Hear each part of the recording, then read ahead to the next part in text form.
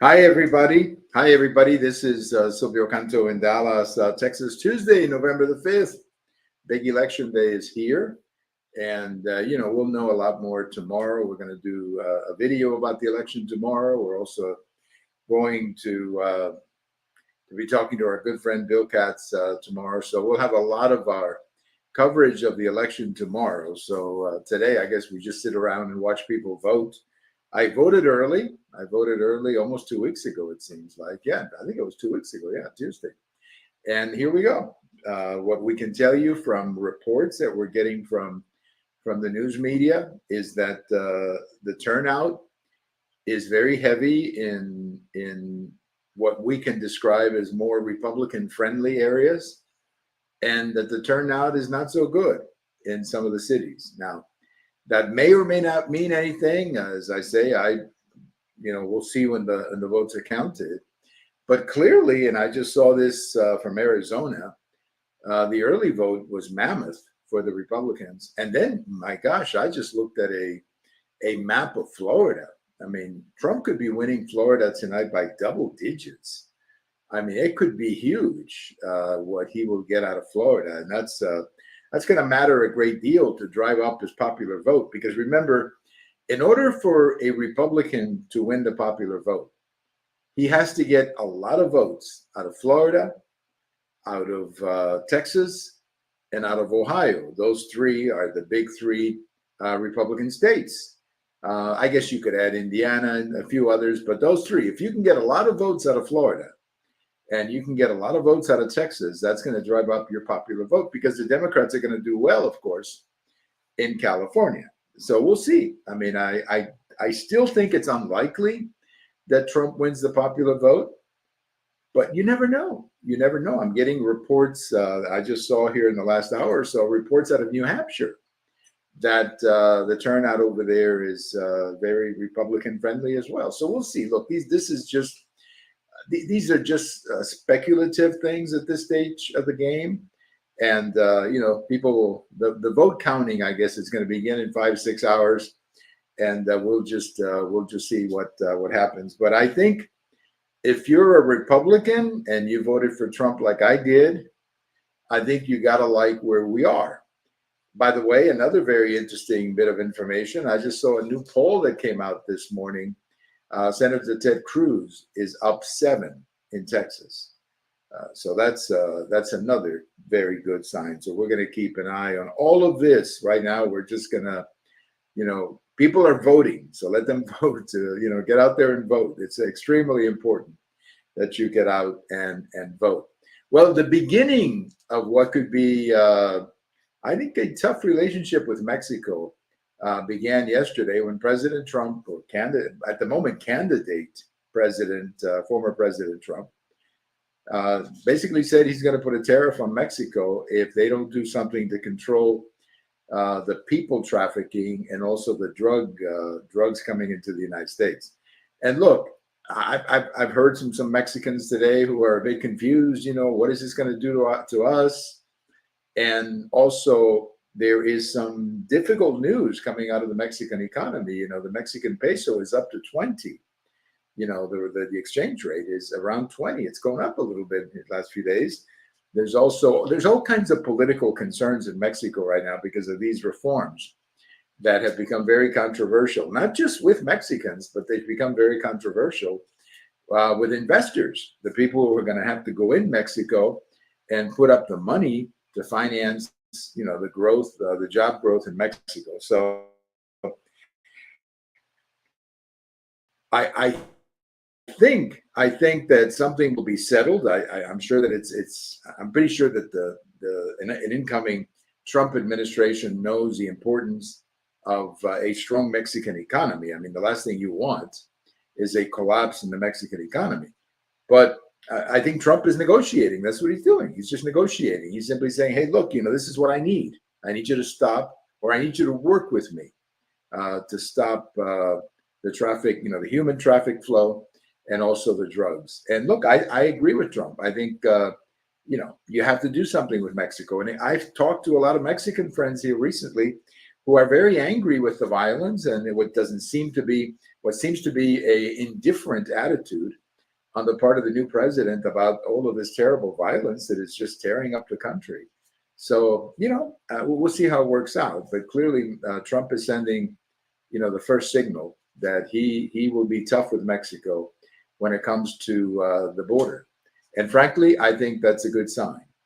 And let's hope that Mexico can work with us because, as I said, the border is a problem for both countries. And this violence that you're seeing in Mexico is a bigger problem for Mexico because they're the ones who have to live with it. So hopefully something will be done about it. I am always been of the opinion that a good, strong Mexico is good for the United States. But right now, with all that violence and this new reform that they've approved, a lot of people are concerned about Mexico.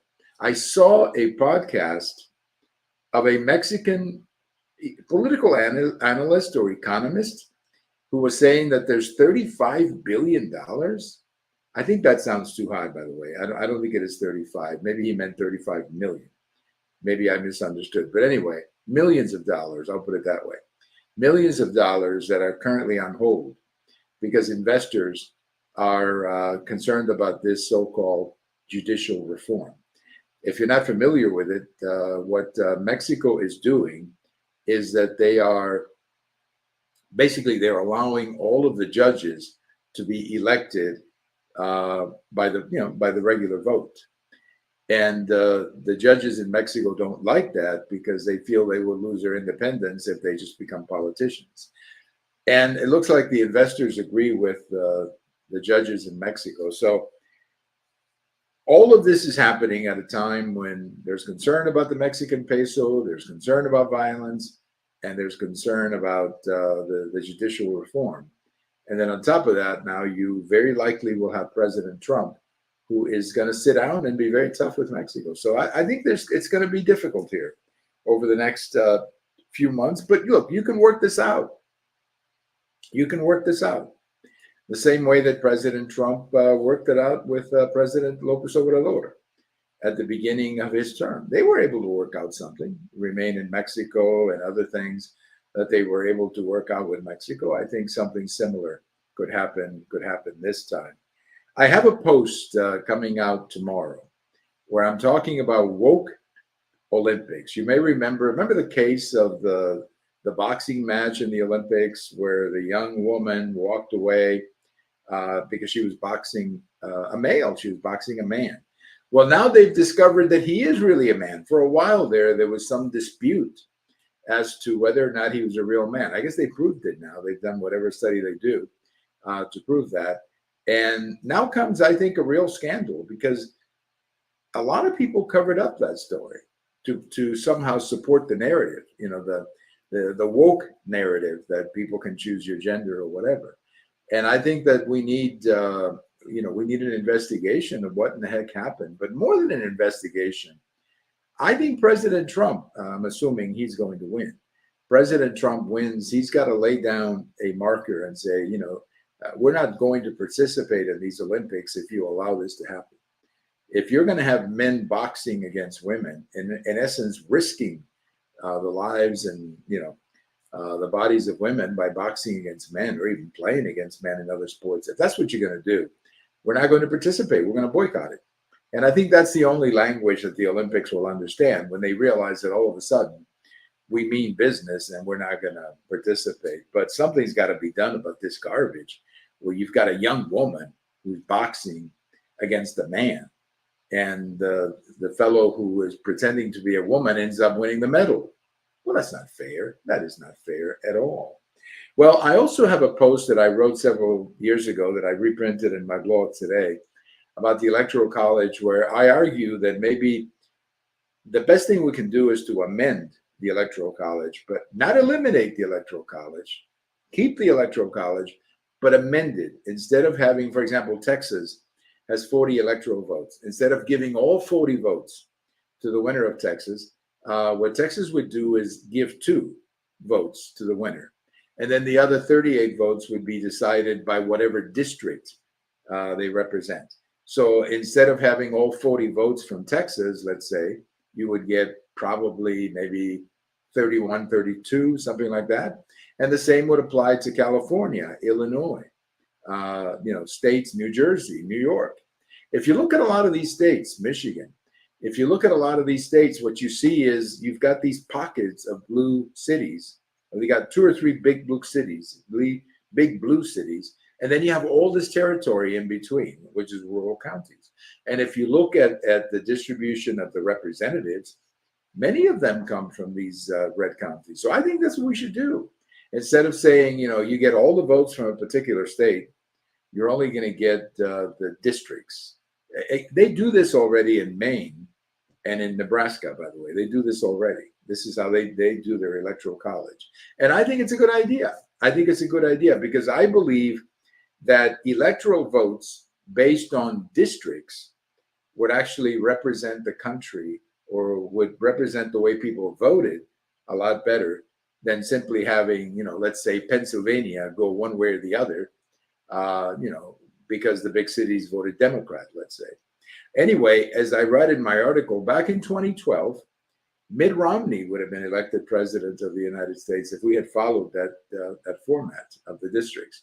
And Bush in 2000 and Bush in 2004 would have had even bigger victories than the one he had we gone to the district. So I'm open to the idea. Of course, it's going to take an amendment to the U.S. Constitution, and good luck with that. I mean, that always takes time.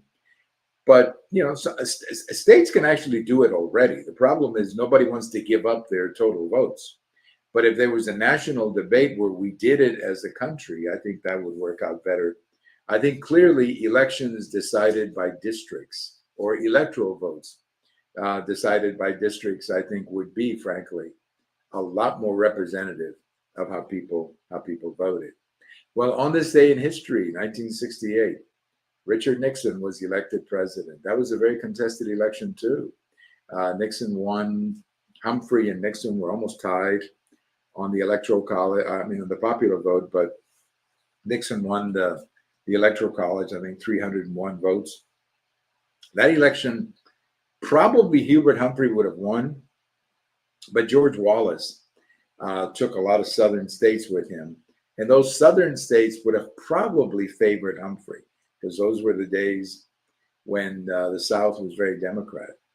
Again, it's a theory. Nobody can prove it. But my thinking is that they probably would have voted for Humphrey being southern states at that time. But it didn't happen.